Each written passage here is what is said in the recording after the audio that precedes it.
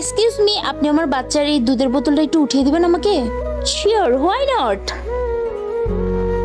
আরে এটা আপনি কি করলেন? আমার বাচ্চার খাবারের জিনিস আপনাকে লাথি দিয়ে ফেলে দিলেন। আরে তোমার কি কোনো বুদ্ধি নেই? তোমার যদি বাচ্চাটা না থাকতো তাহলে তুমি আর স্বাধীনভাবে বাঁচতে পারতে।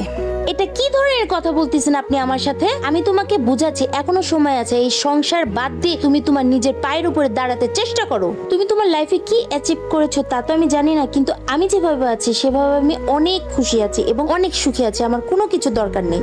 এই তোমাদের মতো মেয়েদের কারণে না এখনকার অনেক মেয়েরা এখনো পিছিয়ে আছে। তোমরা শুধু বলো সংসারই ভালো, সংসারই থাকতে হবে, এই জন্য তারা আর বাইরের কোনো কাজ করতে পারে না। এই তোমাদের মতো হাউস ওয়াইফরা কখনোই জীবনে উন্নতি করতে পারে না। আরে তোমরা শুধু ঘর মোছা আর থালি বাসন মাজে, এছাড়া আর কি করতে পারো লাইফে? আমি একটা কথা বুঝতেছি না, একটা মেয়ে যদি ঘরের কাজ করিয়া থাকে তাহলে এটাতে খারাপ কিসের? তোমাদের মতো ছোট লোকরা এই ধরনের কথা কখনোই বুঝবে না, শুধু ওরা ঘরের কোণেই পড়ে থাকবে সারা জীবন।